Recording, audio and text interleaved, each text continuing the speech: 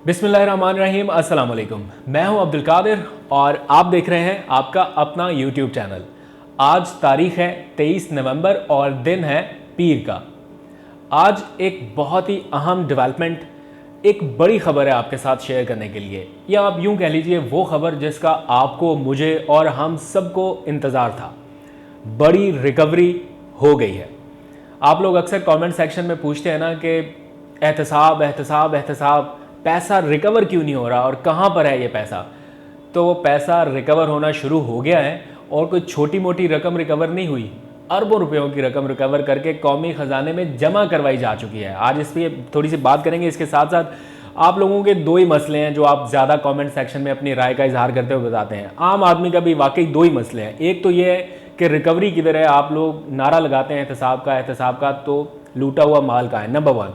दूसरा, महंगाई कैसे कम करनी है, महंगाई बहुत ज़्यादा है, तो इसके ऊपर थोड़ी सी आज बात करनी है। लेकिन coming back to the point कि एक बड़ी रिकवरी हुई है। आज वज़ीर-ए-आज़म इमरान खान को भी इस हवाले से इत्तला दे दी गई है और उन्हें बता दिया गया है कि ये रकम रिकवर्ड एंड सील्ड कौमी ख़जाने में जमा हो गई है।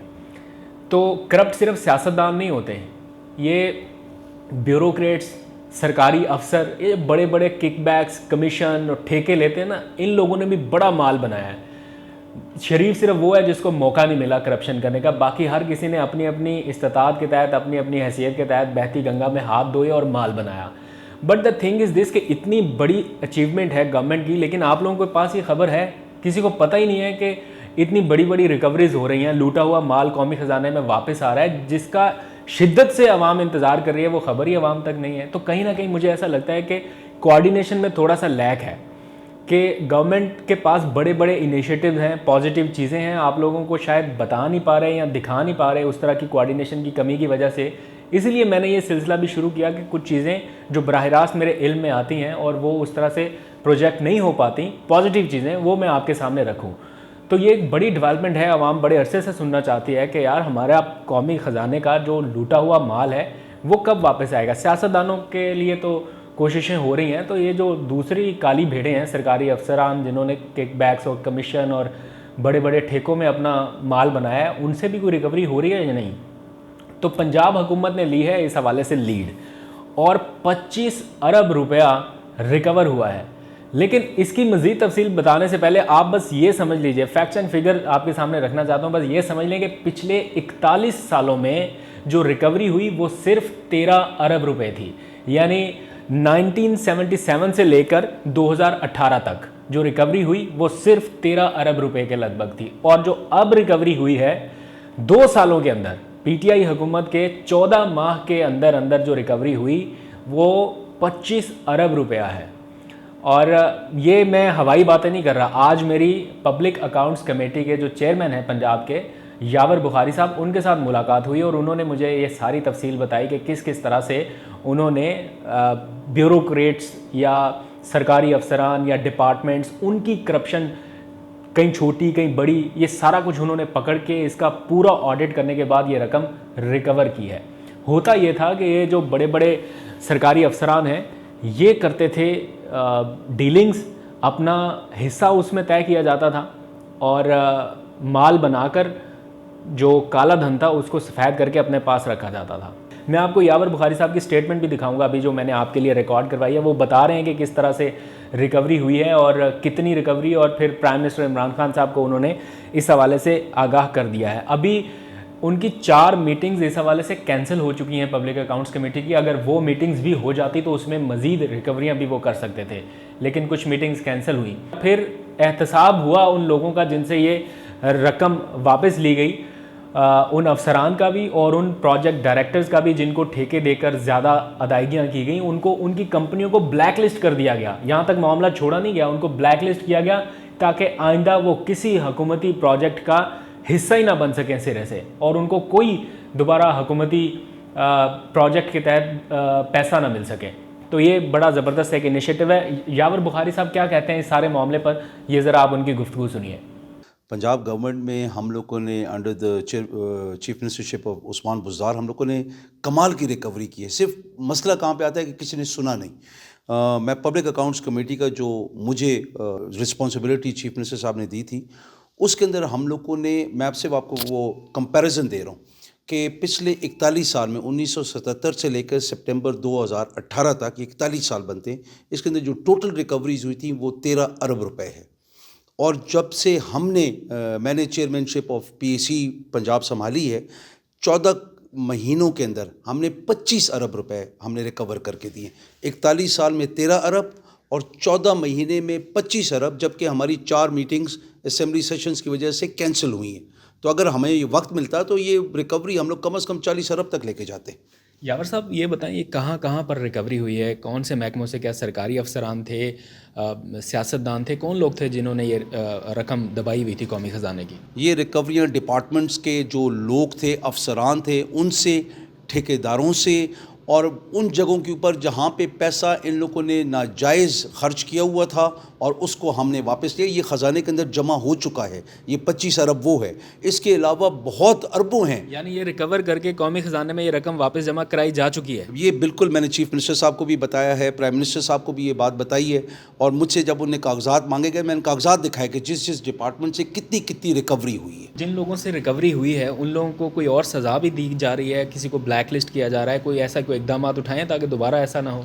हमने कम से कम, मेरी कमेटी ने ये किया है कि उनके directors by name black list किए, उनके नाम की कोई और कंपनी है उनको भी ब्लैक लिस्ट किया कि हुकूमत पंजाब के साथ वो दोबारा कोई प्रोजेक्ट आके ना कर सके।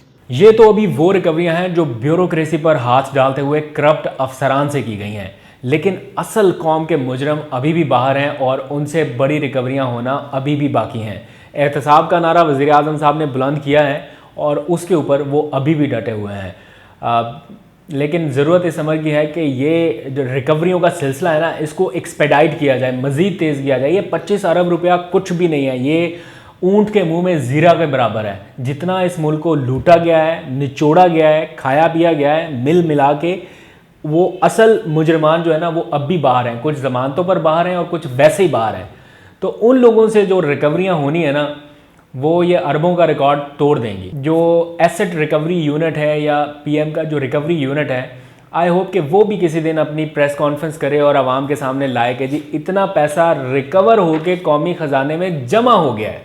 ये रोज़ रोज़ के जो अदाद शुमार सामने आते हैं ना, शहजाद अकबर साहब भी सामने लाते हैं कि टीटियाँ पकड़ी गई, इतनी पकड़ी गई, बट हमारा क्वेश्चन वही है, recovery. The main thing is recovery. जिस दिन कौमी ख़जाने में पैसे जमा होना शुरू हो गए ना, उस दिन कौम भी ये समझेगी और हम भी ये समझेंगे कि ये एहतसाब का वादा जो था वो पूरा होता दिखाई दे रहा है। ये होगा ज़रूर, इसमें ताख़ीर नहीं है, क्योंकि मुझे पता है मामलात का थोड़ा करीब रहने की वजह से इतना मुझे इल्म है कि बहुत तेज़ी से मामलात आगे बढ़ रहे हैं, बड़ी बड़ी रिकवरियाँ होनी है। असल में मसला ये है कि अगर हुकूमत के सारा कुछ इख्तियार में हो तो उल्टा लटका के भी रिकवरियाँ करा लें, लेकिन मामला ये है कि हुकूमत ये कर नहीं सकती सारा कुछ। कुछ अदालती मामला आड़े आ जाते हैं और कुछ दीगर कानूनी पेचीदगियाँ सामने आ रही हैं, जिसकी वजह से वज़ीर आज़म वो इकदाम शायद नहीं ले पा रहे या उनकी टीम वो इकदाम तक नहीं जा पा रही जो उन्हें लेने चाहिए। लेकिन आई होप कि तमाम इदारे अगर एक पेज पर आकर ये रिकवरियाँ कराने का तहिया कर लेना, तो ये 2 दिन की मार है। ये जिन्होंने कौम का पैसा लूटा है सब के सब वापस करेंगे, हाथ बांध के वापस करेंगे। आई होप कि ये वाली अच्छी खबरें भी हमें जल्द सुनने को मिले, लेकिन एटलीस्ट कहीं से इब्तदा तो हुई, कहीं से कोई अच्छी खबर आना तो शुरू हुई, कहीं से तो रिकवरी शुरू हुई। आई होप कि ये सिलसिला रुकेगा नहीं, अब इंशाल्लाह आगे बढ़ता रहेगा। अब बात करते हैं थोड़ी सी महंगाई के हवाले से। महंगाई एक संजीदा मसला है जिसने हुकूमत को नाखून चने चबवाए हैं। इसमें कोई शक नहीं है कि प्राइम मिनिस्टर इमरान खान की सुबह से लेकर शाम तक की जो इंगेजमेंट है, उनमें से 70% एनर्जी उनकी महंगाई को कम करने के हवाले से सर्फ होती है। मतलब जितनी मीटिंग्स हैं उनमें ज़्यादातर हिस्सा महंगाई में कमी के हवाले से होता है। तो इस हवाले से क्या इकदाम हो रहे हैं हुकूमती सतह पर, वो तो मैं आपको बताता ही रहता हूँ वक्तन फ़वक्तन। लेकिन कल एक प्रोग्राम मैंने देखा ARY न्यूज़ पर, ज़िम्मेदार कौन। आप अगर वो रिपीट प्रोग्राम आपको देखने का मौका मिले तो आप ज़रूर देखिएगा। उस प्रोग्राम में वाज़े तौर पर दिखाया गया कि किस तरह से महंगाई होती है। कैमरा लेकर वो लोग मंडी में पहुँचे हैं चीज़ें ख़रीदने के लिए, और कैमरा एक जगह पर छुपा दिया उन्होंने। जब बग़ैर कैमरे के चीज़ें ख़रीदने गए तो 140 रुपये, 150 रुपये, 160 रुपये कोई भी चीज़, सब्जी या कोई भी चीज़ें इतने रुपए फ़ी किलो के हिसाब से उनको मिल रही थी। तो जैसे ही कैमरा निकाला और डिप्टी कमिश्नर साहब सामने आए और उनसे पूछा रेट लिस्ट कहाँ है, तो रेट लिस्ट जब उन्होंने निकाली तो फिर उन्होंने रेट लगाया 100 रुपया, 90 रुपये, 80 रुपये। इतना ज़्यादा डिफरेंस आपसे लिया जाता है। ये मुनाफाखोर जो हैं, ये आप लोग अगर रेट लिस्ट नहीं देखते, हुकूमती रेट लिस्ट, और उसके बगैर भी चीज़ें ले आते हैं, तो अगर कोई अपनी पसंद का रेट लगा के आपको चीज़ दे दे तो इसका मतलब हरगिज़ ये नहीं है कि सारा ही कसूर हुकूमत का है। आई नो कि हुकूमत भी ज़िम्मेदार है, बट आपकी अपनी भी रिस्पॉन्सिबिलिटी है। एक मुहिम आज से शुरू कर दी है, एक मुहिम है, आप भी शुरू कर दें कि अगर रेट लिस्ट नहीं है तो उस जगह से ख़रीदारी ना करें। आप ये करके देखें, ना फ़र्क पड़े तो आप कहिएगा। अपनी जिम्मेदारी थोड़ी सी लें और आप फोर्स करें सबको कि आप रेट लिस्ट लगाएंगे तो हम आपसे चीज़ खरीदेंगे। और जब सरकारी रेट लिस्ट लगी होगी तो आप देखिएगा ज़मीन आसमान का कीमतों में आपको फ़र्क नज़र आएगा। दूसरी जानब गवर्नमेंट अपना काम कर रही है और उन्हें मज़ीद इन्हेंस करना चाहिए। आवाम की चीखें निकली हुई हैं, इसमें कोई शक नहीं है कि पहले की निस्बत बहुत ज़्यादा महंगाई हुई है, लेकिन इस महंगाई को कंट्रोल करने के लिए जहां गवर्नमेंट अपना किरदार अदा कर रही है, थोड़ी सी रिस्पॉन्सिबिलिटी आप भी उठाकर देखिए, हो सकता है फ़र्क पड़ जाए। आप सब लोगों का बहुत शुक्रिया, अपना बहुत सा ख्याल रखिएगा। कल एक दो और बड़ी अच्छी खबरें हैं, आज वक्त की कमी की वजह से शेयर नहीं करूँगा, लेकिन कल उसके ऊपर बात होगी। अब तक के लिए इतना ही, अपना बहुत सा ख्याल रखिएगा। पाकिस्तान जिंदाबाद, अल्लाह हाफिज़।